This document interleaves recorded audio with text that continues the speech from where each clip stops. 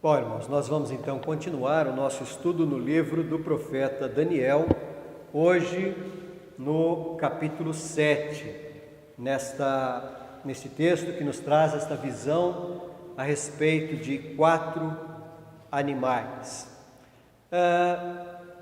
Como nós bem sabemos, o profeta Daniel, ele vivia uma vida de intensa comunhão com Deus. E quando nós lemos os 6 primeiros capítulos do livro de Daniel, a gente percebe que Daniel de fato era um servo de Deus, que possuía uma fé inabalável. Ele interpretou os sonhos do rei Nabucodonosor e também revelou a inscrição que havia na parede do palácio do rei Belsazar, como nós vimos no capítulo 5. E em tudo isso, em todo esse histórico de Daniel na Babilônia, nós percebemos que Daniel preservou a sua integridade em um reino contaminado por idolatria, por corrupção. Daniel se manteve firme, ele enfrentou corajosamente vários desafios, entre eles aquele que nós vimos na semana passada, o desafio de enfrentar uma cova de leões, né? Daniel foi lançado na cova de leões por não abrir mão do seu compromisso de fidelidade a Deus. Ele tinha o compromisso de orar 3 vezes ao dia, e isso era algo que fazia parte do caráter de Daniel. Daniel não poderia simplesmente, por causa do decreto do rei, deixar de cumprir aquilo que era um dever para ele, tanto quanto um prazer, evidentemente, falar com Deus em oração, e ele orava a Deus, e Deus o preservou da boca dos leões naquela cova. E aqui no capítulo 7 de Daniel, nós encontramos Daniel numa situação aparentemente diferente, né? Daniel aqui, pela primeira vez no livro, ele demonstra um sentimento de perplexidade, né? Até então a gente vê Daniel absolutamente tranquilo, confiante, né? Aparentemente inabalável, né? Ele sempre naquela postura firme, confiando em Deus em todas as situações. Mas aqui no capítulo 7, nós nos deparamos então com o profeta pela primeira vez inquieto, né? Algo traz inquietação ao coração de Daniel. E enquanto nos capítulos anteriores ele interpreta sonhos e visões, né, dos reis, dessa vez é ele que tem visões e ele é que precisa receber estas interpretações, né? O verso 15 aqui do capítulo 7 de Daniel relata um pouco desse sentimento de Daniel. Diz assim: quanto a mim, Daniel, o meu espírito foi alarmado dentro de mim, e as visões da minha cabeça me alarmaram. E se nós formos lá no verso 28, nós temos mais um pouco desse sentimento de Daniel, dizendo assim: quanto a mim, Daniel, os meus pensamentos muito me perturbaram, e o meu rosto se empalideceu, mas guardei estas coisas no coração. Então veja que Daniel ficou perplexo, né? Ele ficou alarmado e até pálido, né? Ele diz aqui que o seu rosto empalideceu diante de algo que ele viu, né, nessas visões que o Senhor deu a Daniel. O que teria causado tanta perplexidade no coração deste profeta, que é um dos heróis da fé, né, um dos heróis da fé registrado na Bíblia? Que mensagem que Daniel recebeu aqui sobre o futuro? E quanto a nós, será que nós também, assim como Daniel, deveríamos ficar alarmados diante das profecias da Bíblia? Muito bem, as profecias certamente, meus irmãos, estão registradas na Bíblia para que nós possamos, acima de tudo, olhar para a história com um entendimento de que Deus está no controle de tudo e Ele cuida do seu povo. Essa é a mensagem que permeia o livro de Daniel e também toda a Escritura, né? Muito bem, então, na mensagem de hoje nós queremos olhar para esse capítulo 7 de Daniel procurando então entender essa visão e a interpretação da visão, né? E a mensagem da visão e o seu significado, né? Então nós vamos olhar para a visão e a sua interpretação e para a mensagem e o significado. Então, apenas para a gente contextualizar, né? A gente já tem estudado o livro, mas nós sabemos que o contexto aqui é Babilônia, né? A Babilônia no século VI a.C., o reino de Judá, ele foi conquistado pelo Império da Babilônia, que também é chamado de Império dos Caldeus, né? E os hebreus então passaram a viver em um período de cativeiro, de escravidão. Por quê? Por causa da desobediência, né? A desobediência do povo de Judá, do povo de Israel, trouxe como consequência a disciplina de Deus, e a disciplina de Deus foi justamente esse período de cativeiro. E apesar de toda a crise espiritual ter afetado quase que totalmente os hebreus, sempre entre o povo de Deus há um remanescente, né? Por mais terrível que seja a situação, por mais decadente espiritualmente que esteja, né, a situação do povo de Deus, há sempre aqueles que são preservados fiéis pelo próprio Deus. E nos primeiros capítulos de Daniel, esses 6 primeiros capítulos, nós temos então uma amostra desse remanescente, né, que é justamente Daniel e os seus amigos. Eles são uma pequena amostra de um pequeno grupo de gente fiel: Daniel, Ananias, Azarias e Misael. E então, essa amostra de servos de Deus fiéis nos ensinam como ser fiel em um tempo ou em um mundo, né, que vive tão distante de Deus, um mundo separado de Deus. Como é possível ser fiel a Deus? Então essa amostra desses homens fiéis, dessas pessoas fiéis, nos ensina um pouco sobre como nos manter fiel. Na primeira metade do livro de Daniel, então, nós temos aqui 6 narrativas sobre algumas das experiências vividas por Daniel, nas quais a gente pode perceber de fato que Daniel foi um herói da fé. Sua coragem, sua confiança em Deus são inspiração para crentes de toda a época, são inspiração para nós, né? O capítulo 7, ele abre então a segunda metade do livro, é uma nova etapa dentro do livro. O livro está dividido em 2 partes, 6 capítulos mais 6 capítulos, né? Do capítulo 1 ao 6, predominantemente narrativa histórica, e a partir do 7 nós vamos ter aí um estilo literário diferente, né? Que é chamado de literatura apocalíptica, né? Então é uma literatura parecida com o livro de Apocalipse, né? Que é um estilo literário no qual há essa riqueza de símbolos, de figuras, né? Então é por isso que é muito parecido com o livro de Apocalipse. É um estilo literário, que é a literatura apocalíptica, que é uma literatura que foi muito rica, né? Se desenvolveu bastante no período intertestamentário, né? Entre o último profeta e a vinda de Cristo, surgiram vários livros apocalípticos, né? E esses livros apocalípticos usavam essas figuras, né? Personagens do passado, como Adão, por exemplo, e assim por diante. Então existem vários textos de literatura apocalíptica que surgiram principalmente ali naquele período de mais ou menos 400 anos entre o último profeta do Antigo Testamento e a vinda de Cristo, que é chamado de período intertestamentário, ou seja, entre o Antigo e o Novo Testamento, né? A marca, então, característica desse tipo de literatura é o simbolismo, né? Então é como se nós tivéssemos aqui um livro de figuras, né? Só para simplificar, é como se é um livro com muitas figuras. Então, ao invés de textos, embora obviamente que tenha textos, né?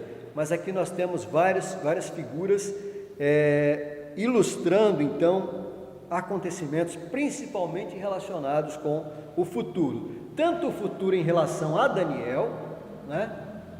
E o futuro em relação à história. Então ele tanto traz uma mensagem que tem a ver com o futuro das gerações seguintes, né, até a vinda do Messias, quanto o futuro até a consumação dos séculos. Então aparecem aqui muitas figuras, animais, números, etc., muitas representações. Então a segunda metade do livro de Daniel é um livro de profecias acerca de eventos relacionados ao progresso da história até a consumação dos séculos. O capítulo 7, então, a gente tem que entender que ele não é uma sequência cronológica do capítulo 6, né? Por quê? Porque a gente pode ver aqui que no começo do capítulo 7, ele diz que era no ano do Belsazar, né? No primeiro ano de Belsazar. Belsazar a gente viu lá no capítulo 5, o império de Belsazar acabou ali no capítulo 5. Então, aqui não é uma sequência cronológica, o capítulo 7 ele volta no tempo, lá ainda na Babilônia, com o rei Belsazar, né? Então, é uma sequência aqui que não é cronológica. Então, o capítulo 7, ele é acontecimento que está dentro daquele período dos 6 primeiros capítulos, tá certo? Então, Daniel teve um sonho e visões no primeiro ano do reinado de Belsazar. E aí Daniel escreveu, ele diz que ele escreveu a Suma, né? Ele diz aqui, ainda no verso 1, né?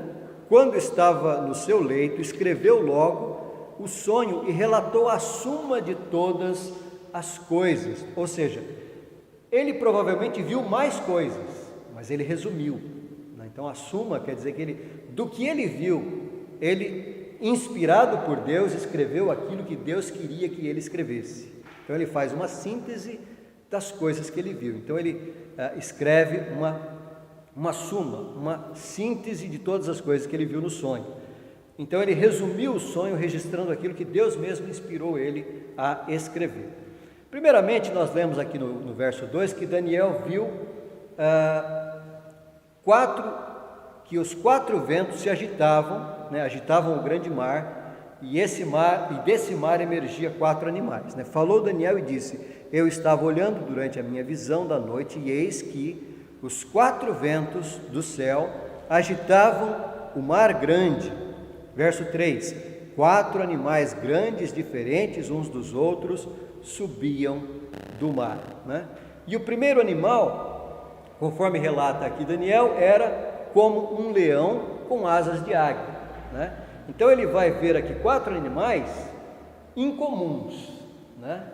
Mas os 3 primeiros animais, eles parecem com animais que a gente conhece, né? Só que são diferentes, porque eles têm 4 asas, 4 cabeças, etc. Mas são animais que você consegue identificar na natureza. O 4º animal já é um animal muito estranho, né? Absolutamente diferente de todos. Então, o primeiro era como um leão, com 4 asas, né? Essas asas foram arrancadas e o leão foi colocado sobre os 2 pés como homem, e lhe foi dada mente de homem. Bom, primeira coisa, o que é que esse mar representa, né? Ele fala aqui sobre o mar. Eu estava olhando durante a minha visão da noite, e eis que os 4 ventos do céu agitavam o grande mar. O que é esse grande mar? Esse grande mar, ele representa a humanidade, né? Porque os animais aqui emergem do mar, né? Vamos para o verso 17, e aí o próprio verso nos explica aqui o que é esse mar, né? Verso 17: estes grandes animais, que são 4, são 4 reis que se levantarão da terra, né? Então do mar levantam-se 4 animais, e aqui o próprio texto está explicando que esses animais são 4 reis que se levantarão da terra. Então o mar representa a humanidade. Por que mar? Porque o mar é agitado, né? Então a humanidade está sempre se agitando, sempre, né, havendo um movimento na humanidade. Então o mar aí representa a própria humanidade. Os 4 reis, então, ou 4 reinos, né, é algo que já apareceu aqui no livro de Daniel, né? Lá no capítulo 2. Nós temos lá no capítulo 2 o sonho de Nabucodonosor. E no sonho ele viu o quê? Ele viu uma imagem de uma estátua, né, uma figura, que era composta de diferentes tipos de materiais, né? Ele tinha cabeça de ouro, peito e braços de prata, o ventre e quadris de bronze, as pernas de ferro, com os pés em parte de ferro e em parte de barro. Então, existe alguma semelhança, né, entre a estátua do capítulo 2 e os animais do capítulo 7. Então nós temos 4 animais no 7, ali nós temos uma estátua com 4 elementos que compõem a estrutura da estátua, né? E outra coisa semelhante entre a estátua e os animais é que existe uma decadência, né? Digamos assim, né? Ou seja, o esplendor da estátua ela vai ficando menor, né? Ela tem a cabeça de ouro, prata, bronze, ferro, barro. Então ela vai diminuindo o seu esplendor. Aqui nós também temos 4 animais que o primeiro é um leão, depois é um leopardo, um urso, depois um leopardo, depois um animal muito estranho. Então são animais estranhos que vão ficando cada vez mais estranhos, se é que a gente pode falar dessa forma, né? Então aqui no capítulo 7 a gente começa com um leão alado, né? Um leão que tem aí asas, e ele recebeu mente de homem. Depois nós temos um urso que é um devorador, um leopardo com 4 asas e 4 cabeças, e um monstro, né? Quase indescritível.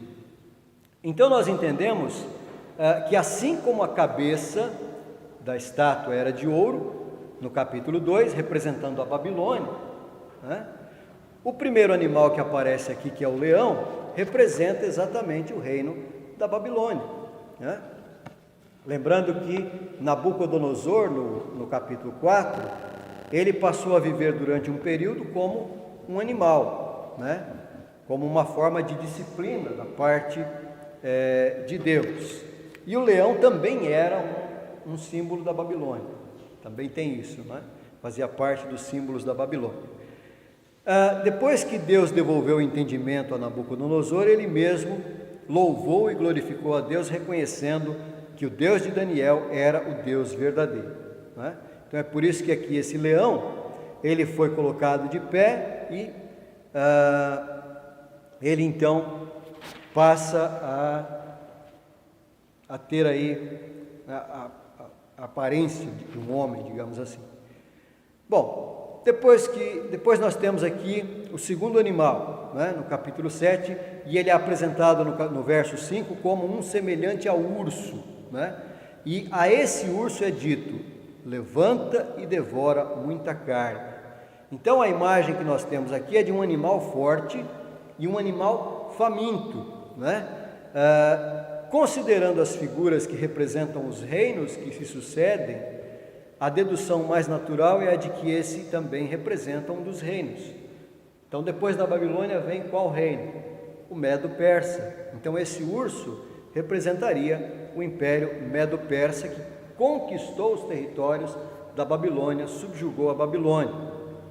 O terceiro animal, no verso 6, é um leopardo, né? E é interessante porque esse leopardo, ele tem 4 asas e 4 cabeças, né? O leopardo, comparando com o leão, ele é mais veloz, ele é mais rápido, né? Agora imagina um leopardo com asas, né? Se ele já é rápido com asas, então ele literalmente voa, né? E ele tem 4 cabeças, ou seja, ele devora muito mais, né? Então a ideia de velocidade aqui, ela tem a ver com a rapidez que o próximo império ocupa espaço, né? Então esse leopardo aqui, de 4 cabeças e 4 asas, ele representa o Império Grego, o Império da Grécia. Então nós temos Babilônia, Medo-Pérsia e agora a Grécia. Então esse leopardo representaria o Império da Grécia, né? E de fato o Império Grego, ele se expandiu muito rápido, considerando que ele foi liderado por ninguém menos do que o conhecido na história como Alexandre o Grande, né? Então Alexandre, ele muito novo começou a governar, né, na Grécia, E o império dele expandiu muito rapidamente, né? Com menos de 30 anos de idade, o Alexandre já tinha estendido as conquistas dele, abrangendo partes da Ásia, da Europa e da África, né? Então, 3 continentes faziam parte dos domínios do Império da Grécia. Claro que naquela época ainda não tinha essa identificação como Europa, isso é um processo posterior, mas só para a gente entender, os territórios ocupados abrangiam partes do continente africano, norte da África, né? A Ásia, né? E parte ali da atual Europa. Então, como um veloz leopardo com asas, o Império Grego se parece com a representação desse terceiro animal no sonho de Daniel. No verso 7, nós temos então a descrição do quarto animal. E aí nós temos aí um ser totalmente diferente, né, de qualquer outra criatura que possa existir. Então, os 3 primeiros, ele diz assim, olha, o primeiro é como um leão, o segundo é como um leopardo, né? Urso, né? O terceiro é como um leopardo. Então, dá para identificar na natureza animais que se parecem com esses seres. Agora, esse aqui não tem nada que se pareça com esse animal, né? Ele não pode ser comparado a nenhum tipo de animal existente na natureza. E Daniel descreve ele dessa forma, no verso 7. O quarto animal, terrível, espantoso e sobremodo forte, o qual tinha grandes dentes de ferro, ele devorava e fazia em pedaços e pisava aos pés o que sobejava. Era diferente de todos os animais que apareceram antes dele e tinha 10 chifres.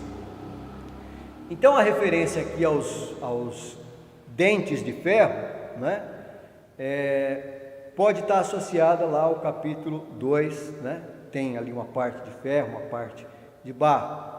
O fato é que, historicamente, o quarto império que vem após a Grécia é o Império Romano, né? Então, o Império Romano é o quarto desses impérios grandes da antiguidade. Então, é um império que vai se sobrepondo ao outro, né? Ele chega no auge e entra em decadência, chega no auge e entra em decadência, e aí surge um outro, né? É um processo assim, contínuo. Então, Babilônia, Pérsia, Grécia e Roma, que é o último grande império da antiguidade, né? Esse quarto animal, ele contém uma representação mais complexa comparado aos animais anteriores. Ele é bem mais misterioso e bem mais complexo de entender, né? A gente tem uma descrição aqui, a gente tenta imaginar o que é isso, né? Você pode achar na internet algumas figuras ali, né? Mas não dá nem para saber. Você pode ter uma ideia, mas é difícil dizer que é exatamente aquilo, né? Muito bem. Então, na verdade, embora ele represente o Império Romano, ele é muito mais do que apenas o Império Romano no sentido político, né? Ele abrange aí, talvez, vários outros domínios que vieram após o Império Romano, né? Nós sabemos que a Bíblia, ela é intérprete de si mesma. Então veja o que diz o verso 24.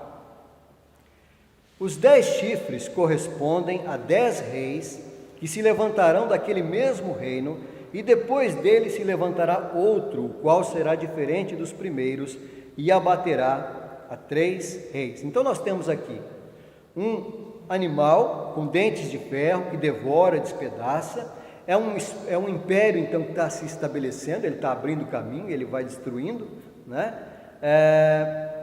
Em seguida nós temos aqui 10 chifres desse animal, né, que representam o poder de 10 reis, que de alguma forma eles são uma sucessão do Império Romano.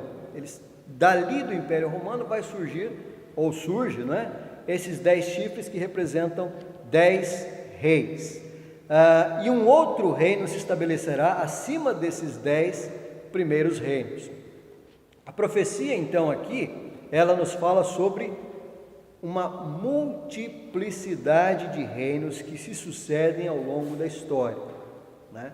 Então, embora comece com o Império Romano, a ideia é de vários poderes que vão surgindo ao longo da história, né? Não especificamente um. esse pessoal que gosta de interpretar as profecias dando nome, né, e dizendo, olha, isso é aquilo, vai inventar um monte de história. Isso aqui né, é o Hitler, ou é não sei quem, é o Saddam Hussein. Não dá para saber, né? O texto não diz, não é claro. O que se sabe é que são poderes que vão se sucedendo de alguma forma, oprimindo, né, o cristianismo, sobretudo a igreja cristã, entre outras coisas, praticando aquilo que é mal perante o Senhor, né? Então nós temos aqui uma multiplicidade de reinos que se sucedem ao longo da história, reinos que representam a própria humanidade cada vez mais distante de Deus, cada vez mais deformado espiritualmente. Então, esse animal que é indescritível, que é um monstro, é uma figura da humanidade que vai piorando, né? Então nós temos a Babilônia, que é o leão com 4 asas, nós temos o urso, nós temos o leopardo e esse animal. Essa feiura desse animal é uma ideia de que, olha, a sociedade tende a piorar cada vez mais à medida que a história avança, né? Apesar de todo o progresso científico, tecnológico, etc., né? Ao mesmo tempo, a moral, do ponto de vista moral, a sociedade vai piorando cada vez mais, vai ficando cada vez mais feia, né? A ideia desse monstro é isso, é a feiura de uma sociedade decadente do ponto de vista moral e espiritual. Essa insistente rejeição a Deus cega ao ponto mais crítico com um reino cujo líder falará insolências, né? Verso 25, proferirá palavras contra o Altíssimo, magoará os santos do Altíssimo e cuidará em mudar os tempos e a lei, e os santos lhe serão entregues nas mãos, por 1 tempo, 2 tempos e metade de 1 tempo. Nós lemos na epístola aos Tessalonicenses, né, o apóstolo Paulo falando sobre a volta do Senhor Jesus Cristo. E ele faz aqui um alerta sobre alguém que ele chama o homem iníquo, né, ou o homem da iniquidade. Segundo aos Tessalonicenses 2, 3 e 4, né, nós lemos agora há pouco, mas se os irmãos quiserem ler e acompanhar novamente, segundo aos Tessalonicenses 2, 3 e 4. Ninguém de nenhum modo vos engane, porque isto não acontecerá, ou seja, a vinda de Cristo, né? Ele está falando sobre a vinda de Cristo, isto não acontecerá sem que primeiro venha a apostasia e seja revelado o homem da iniquidade, o filho da perdição, o qual se opõe, se levanta contra tudo que se chama Deus ou é objeto de culto, a ponto de assentar-se no santuário de Deus, ostentando-se como se fosse o próprio Deus. Então, é difícil a gente não associar essas palavras de Paulo sobre o filho aqui da perdição com o pequeno chifre que aparece na visão do profeta Daniel, que tem boca, né, tem aparência de homem e fala insolências, né, contra Deus, profere blasfêmias contra Deus. Então, em Daniel 7, nós temos aqui uma profecia sobre o desenrolar da história desde os dias de Daniel até o fim do mundo, né? Basicamente foi isso que Daniel viu, mas não foi apenas isso que Daniel viu. O profeta recebeu a visão e a mensagem da visão expressa também na profecia. Então, qual é a mensagem da visão e o significado dessa visão para nós? Então, entre os versos 9 a 14 e também do 26 ao 27, nós temos aí a mensagem fundamental dessa profecia. Então, a gente não pode se perder nos detalhes, né, nem nos símbolos da visão. Esse é um princípio fundamental para entender a literatura apocalíptica, seja em Daniel, seja em Ezequiel ou em Apocalipse. Se você se prender nas figuras, você vai começar a fazer como esse pessoal que diz, isso aqui é o Hitler, isso aqui é o Saddam Hussein, isso aqui é esse outro, vai começar a dar nome. Não é o objetivo da profecia isso, né? Os detalhes, eles são parte da literatura, né? Mas a gente tem que olhar para a mensagem central, né? Qual é a mensagem central? Qual é o ponto essencial da profecia que nós devemos assimilar? Então, enquanto o chifre pequeno pronuncia suas blasfêmias, Daniel levanta os olhos para o céu e contempla diversos tronos, né? E no trono central, Daniel contempla Deus em sua majestade, né? Verso 9, ele faz uma descrição aí dizendo: olha, sua veste era branca como a neve, e os cabelos da cabeça como pura lã, e o seu trono eram chamas de fogo, e as suas rodas eram fogo ardente. Então, toda a descrição aqui dos versos 9 e 10 são símbolos que fazem referência à santidade e ao poder de Deus, né? Ele é o reto juiz que preside o tribunal no qual são abertos os livros que registram as ações da humanidade através do tempo. Como resultado do julgamento desse tribunal, os versos 11 e 12 revelam a sentença, né? Todos os impérios desse mundo terão fim. O Deus onipotente é que determina a duração do domínio de cada reino, pois todas as coisas estão debaixo da autoridade do Criador. Então o texto diz claramente que aquele que proferia palavras insolentes, ele foi julgado, né? O animal foi morto e o seu corpo desfeito e entregue para ser queimado. Em outras palavras, a mensagem central é essa, né? O mal não subsistirá. Apesar da decadência moral e espiritual da sociedade, o mal não subsistirá. Pelo contrário, ele vai ser aniquilado no tempo estabelecido por Deus. Agora, a visão não termina, né? No verso 12, Daniel também viu algo mais. Ele viu que vinha com as nuvens do céu um como filho do homem. Foi-lhe dado domínio e glória e o reino para que os povos, as nações e homens de todas as línguas o servissem.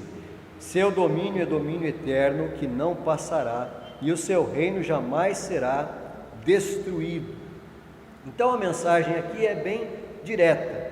Quando todos os reinos desse mundo desaparecerem, o reino eterno do Filho do Homem, ele subsistirá eternamente, não é? O Rei dos Reis e Senhor dos Senhores, o reino do Senhor Jesus, ele subsiste por toda a eternidade. Os reinos chegam ao seu ponto mais elevado e caem, né? A Babilônia caiu, a Pérsia caiu, a Grécia caiu, Roma caiu e todos os impérios desse mundo vão cair, né? Eles não são eternos, eles são passageiros. Toda a perversidade que há no mundo irá passar, mas o reino eterno do Filho do Homem permanecerá. O verso 15 mostra que Daniel ficou perturbado com as visões e pediu ajuda, né? Para alguém que estava perto, certamente um anjo, né? Para entender. E então ele recebeu ali todas as informações que eram possíveis. Agora, veja que o chifre pequeno, que representa o reino final deste mundo, diz aqui que ele fazia guerra contra os santos e prevalecia contra eles. E o final do verso 25 diz que os santos lhe serão entregues nas mãos por um tempo, 2 tempos e metade de um tempo, né? O que é que isso significa? Significa que nos últimos tempos, né, um poder opressor surgirá contra o povo de Deus, e durante esse tempo, e a gente não sabe quanto tempo, né, ele vai durar um tempo, né, 2 tempos e metade de um tempo, né? Então ele é um período que vai se prolongar, mas quando parece que ele não acaba mais, ele vai acabar. Basicamente essa ideia de um tempo, 2 tempos e metade de um tempo, né? Então ele vai aparecer num determinado tempo, ele vai promover provações e parece que não vai terminar nunca, né? E parece que ele piora. Então por isso que é um tempo, 2 tempos, metade de um tempo. Quando parece que ele não vai acabar, ele acaba, porque Cristo volta, né? Então a ideia de quando aparecer o que é mal, quando esse mal chegar no seu auge, virá então o juízo de Deus de forma repentina. né? Os irmãos estão entendendo? Tá? É mais ou menos assim, só para tentar ilustrar. Então, vamos supor que um tempo é 1 ano, 2 tempos, 2 anos, metade de um tempo, 6 meses. Então, olha, durou 1 ano esse problema, e durou mais 1 ano, e parece que vai durar mais 1 ano, mas aí na metade desse ano, então, o juízo virá. Chegará o tempo em que haverá um final para aqueles que oprimem o povo de Deus. E quem realizará esse final? O verso 26 responde, né? Depois se assentará o tribunal para lhe tirar o domínio, para o destruir e o consumir até ao fim. Então, com o poder da palavra de Deus, Deus aniquilará o mal. A consumação da história não será o triunfo do mal, e sim o triunfo do povo de Deus, né? Verso 27. O reino e o domínio e a majestade dos reinos debaixo de todo o céu serão dados ao povo dos santos do Altíssimo. O seu reino será reino eterno, e todos os domínios o servirão e lhe obedecerão. Então, conforme nós dissemos anteriormente, né, Daniel ele ficou perplexo, né, abalado com a visão e até empalideceu, como diz o texto, né? Mas o capítulo termina dizendo que Daniel guardou estas coisas no coração, é o que diz aí o verso 28, né? Ele certamente não entendeu muita coisa daquilo, como muita coisa a gente não entende também, né? Então, apesar de ser profeta de Deus e receber a revelação de Deus, ele espera uma explicação, uma interpretação. Então, é muito provável que muita coisa Daniel ficou assustado, sem entender com clareza, né? Mas o importante é isso que ele diz no final, ele guardou no coração, né? Aqui terminou o assunto. Quanto a mim, Daniel, os meus pensamentos muito me perturbaram e o meu rosto se empalideceu, mas guardei estas coisas no coração. Então, a mensagem da profecia de Daniel nos ensina que nós não estamos em trevas quanto à história do mundo. Nós devemos estar atentos, porque a Bíblia frequentemente nos exorta, né, a permanecermos fiel em todo tempo. A profecia nos traz aqui exortação quanto à necessidade de vivermos como povo santo de Deus. Nós devemos estar preparados para as dificuldades, né, porque elas vão se intensificar cada vez mais. Os valores desse mundo vão sendo cada vez mais distorcidos, né? Aquilo que era um valor tradicional há 50 anos atrás e que a sociedade reconhecia, hoje já está diferente, né? Hoje está tudo de cabeça para baixo, né? É só olhar aí a polêmica da semana, né? Do Dia dos Pais aí, etc. Eu não vou nem entrar muito no assunto, mas então os valores vão se invertendo e aqueles que preservam os valores bíblicos, né, vão ser cada vez mais perseguidos, porque a sociedade vai sendo moldada de acordo com a perversidade do mundo que nós vivemos. Então nós temos que estar preparados, sabendo que as dificuldades vão ser cada vez maiores, né? O monstro vai ficar cada vez mais feio, né? Esse monstro aí da visão de Daniel. As pessoas cada vez mais vivem como se Deus não existissem, como se não houvesse verdade nem justiça. E como é que nós podemos permanecer fiel a Deus em um ambiente cada vez mais hostil aos valores sólidos, né, da verdade, que é o Evangelho?